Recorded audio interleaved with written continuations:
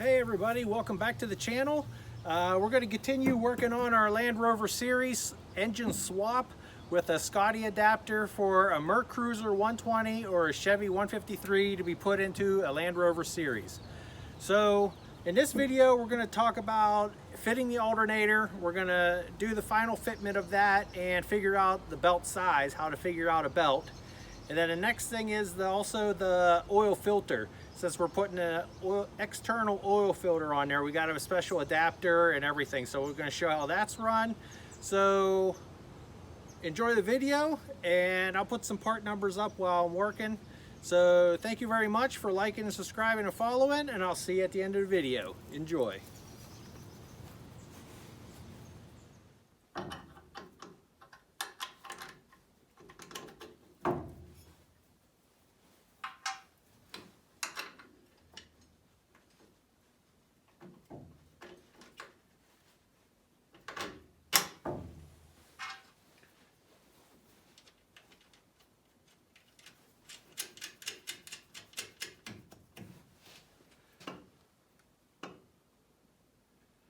There you go. So there it is, all mounted. That's pretty good. Let's take a look at the bracket coming across.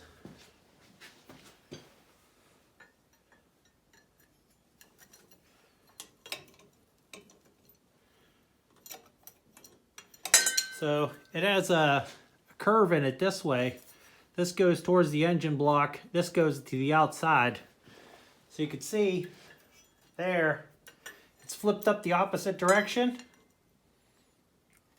So what I'm going to do is, I guess I'll just cut it right here, and then I'll flip this over and re-weld it. So that's what I'm going to do. And I'm going to see if that should, so if I flip it like this, it should give me all the adjustment here. So it's cut and weld. I flipped it over exactly what I said. I was going to cut it in half and flip it. So let's see what it looks like.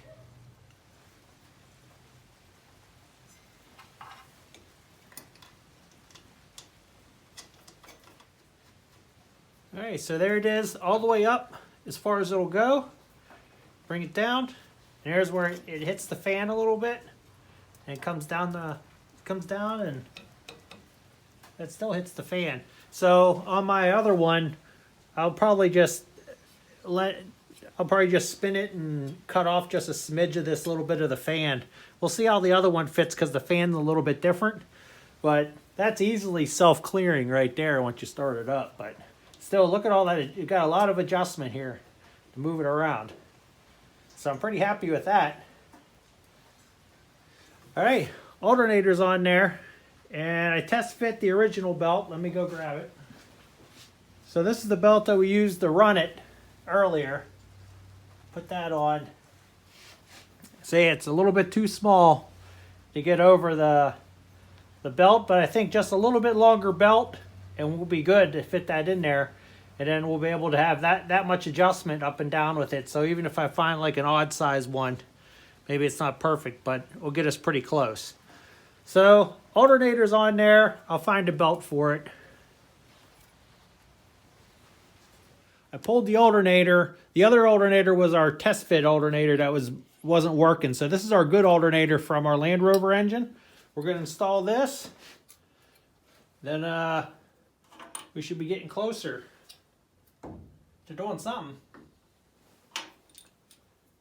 So since we already did a test fit on everything, it should go in pretty smooth. Okay, so we got our pivot, the bottom pivot on there. And we're going to put our bracket on. It's all painted nice and everything. That's where I cut it before. You saw that just a little bit ago. So that has a bolt goes right into the block. Okay, so our alternator's on there. So the next thing we want to do is measure for a belt that goes around on here, and I'm going to show you how to do that. So first thing we're going to do is get some rope to figure it out. Okay, so what I got is a 1/2 inch rope, 1/2 inch thick rope that we've used for camping and things like that. along the way. So I'll bring you in closer. I'm going to first set the alternator where we want it to be. Okay, so right now we have some space down underneath. You can see I get my hand in there.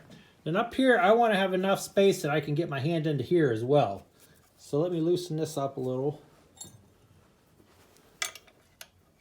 It snugged it down, but it's still pretty tight. Okay, so I wanted to put this in a place where I can still get my hand in there, like this, for spacing. If it stays in place.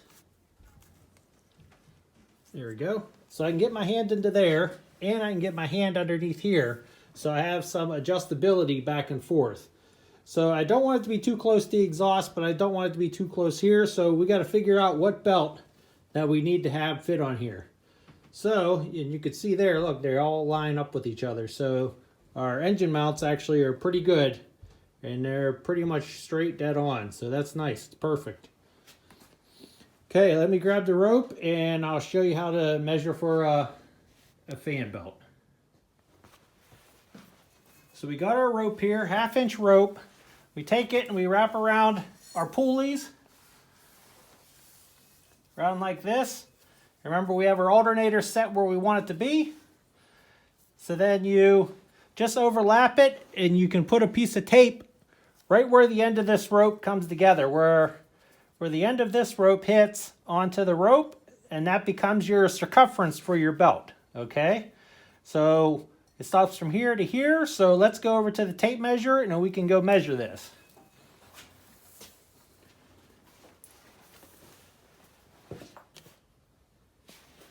I rolled out a piece of tape measure here, and we take our rope, take one end, put it all the way to the other end of the tape measure, hold it the whole way down, and then you look to see where the end of your tape is when you stick your tape on there. And then this one actually becomes 43 inches long. Okay. And you go there and it's 43 inches. So that's your circumference of your belt by using rope. But you use a 1/2 inch rope, so it's a little bit thicker to represent the same size of like a belt. So the belt would be like a 3/8 belt. So we'll go over that next. Okay, so we're back at the engine here. To be honest with you, I actually ordered a 42 inch. It's 3/8 by 42. I went on the Amazon, I typed in 3/8 by 42 belt, and I was thinking, well, if I get a shorter one instead of 43, it'll stretch to fit on there, and it does not fit. It was a waste to buy that, so what I ended up doing is I bought a 43. So this is a 43, exactly how we measured everything on here. So do not assume that this belt's going to stretch when you buy it. So the size, it says there, it's 3VX430, part number 4223. But all I did was go onto Amazon and type in 3/8 belt, 3/8 by 43 belt. So you take this, loosen this up a little bit.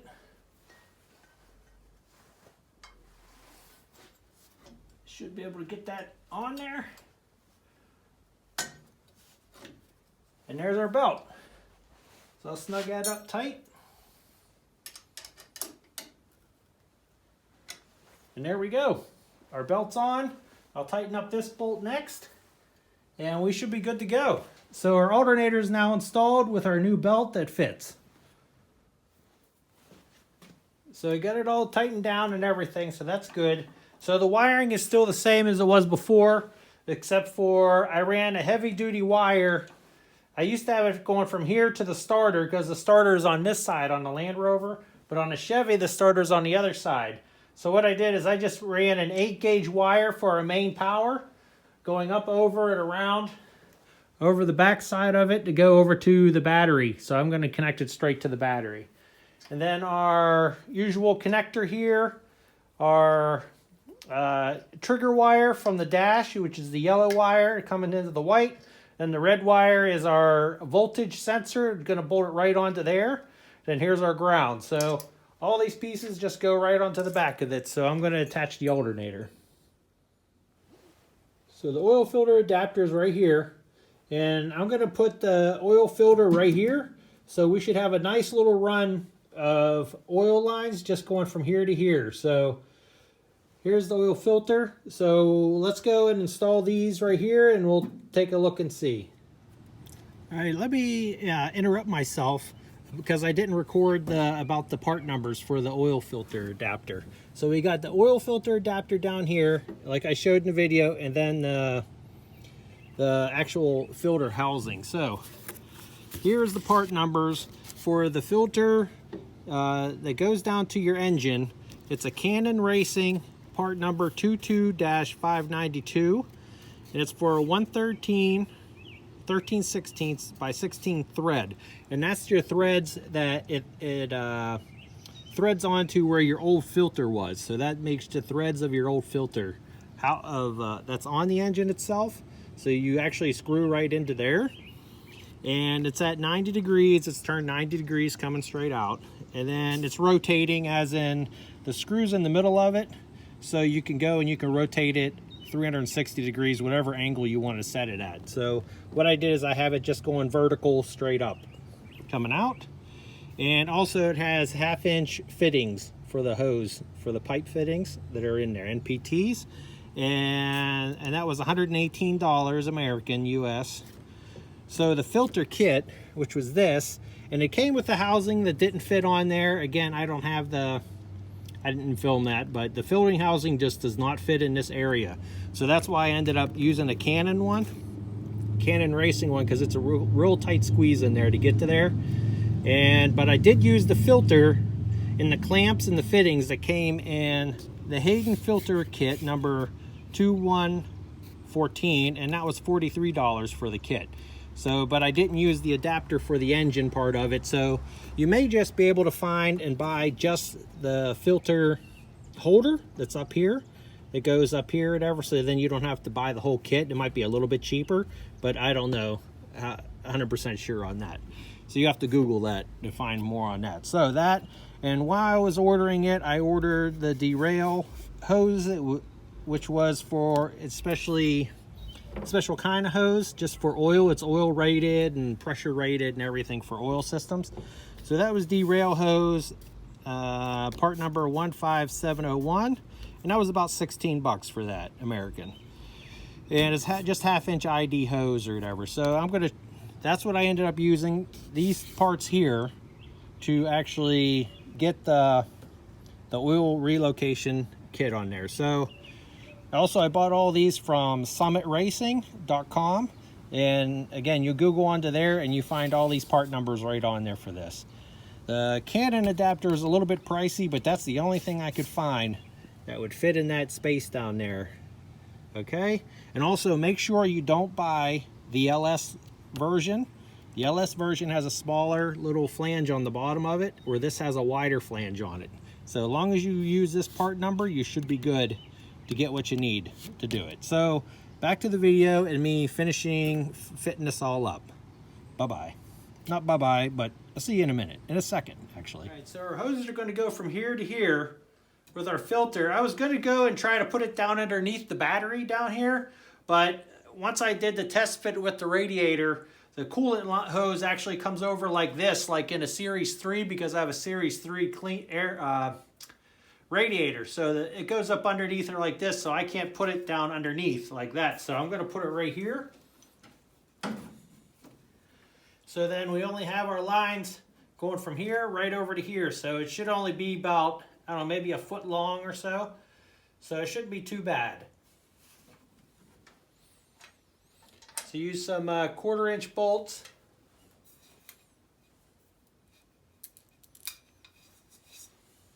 And I already drilled 3 holes here that match this pattern here. I just marked it and drilled it.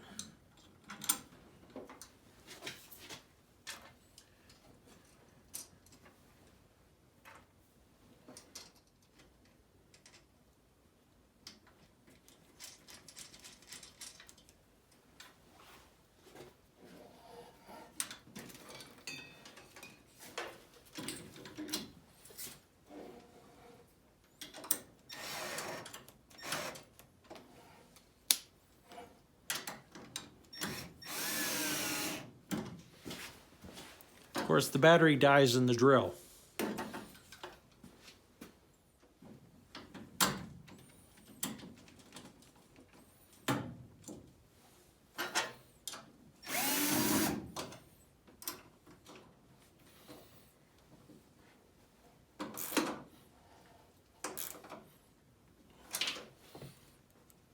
Okay, so that's on there.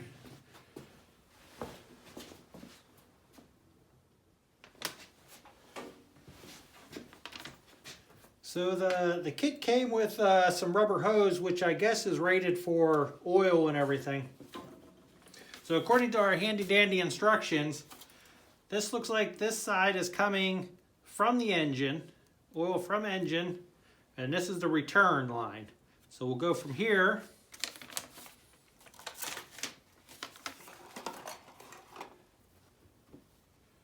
Get a hose clamp on there.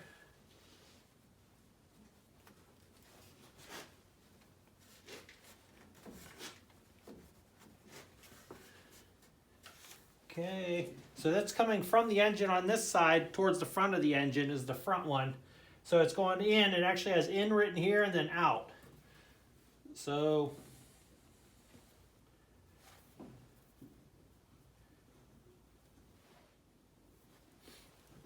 I guess I'll just run it like that. So there's a smooth curve coming here up to the top here. So I'll just cut it right here.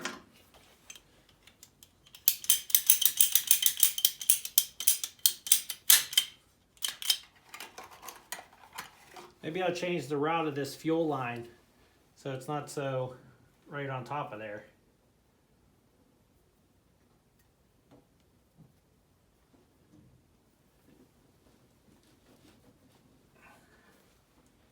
I don't know, I heard mixed reviews about using hose clamps. So a lot of people say you should upgrade to AN fittings on everything, but we'll see how it goes first before having to buy more stuff.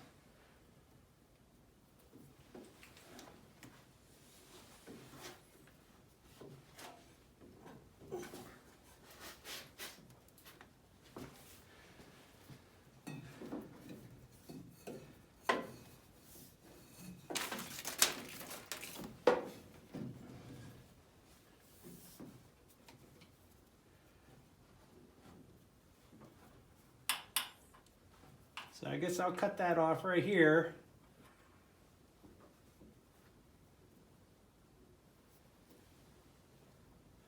Then I can put a zip tie right here to hold these together so they don't bounce around or anything.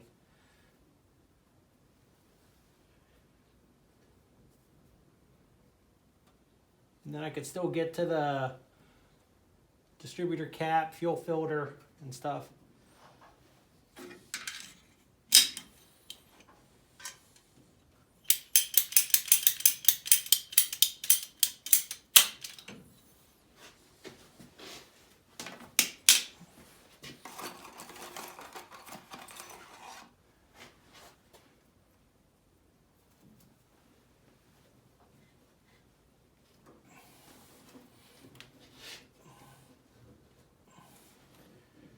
Okay, so all I got left to do is just tighten up.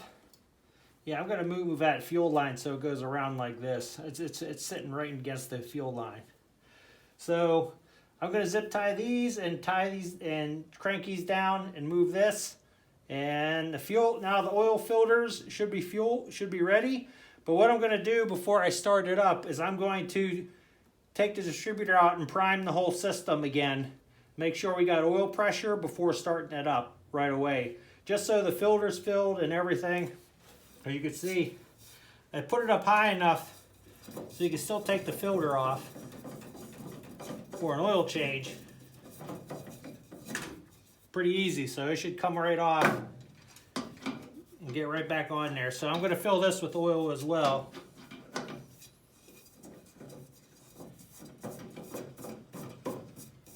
Okay, so our oil system is done. So I'm gonna say that's done.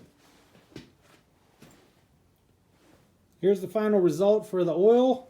So like I said, adapter here, Got our clamps on. I put 2 zip ties here just to keep it from bouncing around, but it still has plenty of play for the engine to vibrate. Comes over to the filter.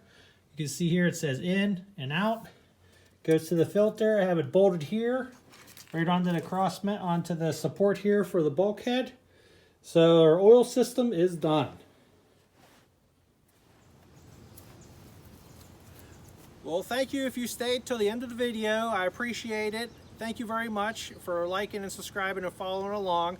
So the next thing is going to be another part of the engine to get it running. So we're just going to keep plugging along until we get this thing moving on its own power again with a Mercruiser engine. So remember, stay awesome because you are awesome. I'll see you at the next one.